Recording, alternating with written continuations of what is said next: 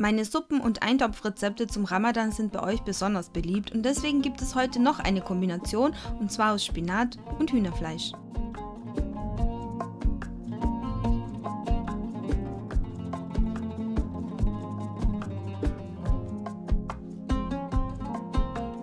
Wir brauchen 2 Hühnerbrüste, die legen wir in einen großen Topf und fügen hinzu 1,5 Liter Wasser und 2 Lorbeerblätter.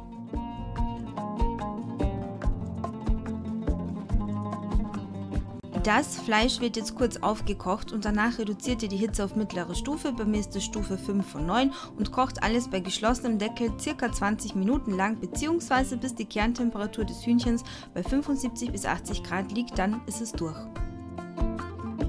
In der Zwischenzeit könnt ihr die Zwiebeln in kleine Würfel schneiden und die Karotten reiben. Außerdem könnt ihr den Spinat waschen und in etwas kleinere Stücke schneiden. Ist das Fleisch fertig, legt ihr es in eine möglichst große Schüssel, warum erkläre ich euch gleich. Die Lorbeerblätter könnt ihr entfernen und das Wasser wird aufbewahrt, denn das brauchen wir später wieder. Die Hühnerbrüste könnt ihr entweder mit den Fingern in kleine Stücke zupfen oder ihr nehmt einfach einen Mixer und macht es so wie ich. Damit diese Methode allerdings funktioniert, müssen die Hühnerbrüste heiß sein. Sobald sie ausgekühlt sind, geht's nicht mehr. Im nächsten Schritt gebt ihr in einen großen Topf etwas Sonnenblumenöl und schwitzt die Zwiebelwürfel und die Karottenraspeln an.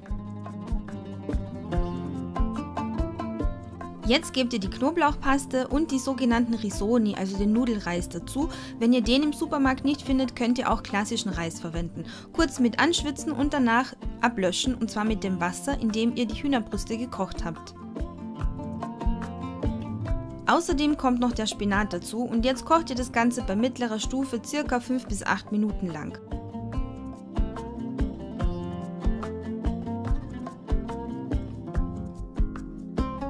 Im nächsten Schritt vermischt ihr Sauerrahm oder saure Sahne, Eigelb und Mehl, und zwar in dieser Reihenfolge.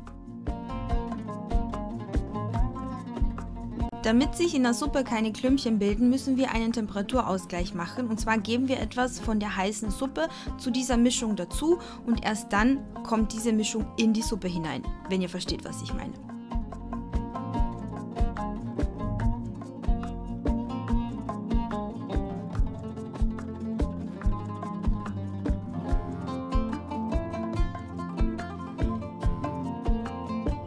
Jetzt nur noch 1 bis 2 Minuten lang köcheln, dann könnt ihr mit Salz und Pfeffer würzen und das Fleisch hinzufügen und die Suppe ist fast fertig, denn es fehlt noch das sogenannte i-Tüpfelchen.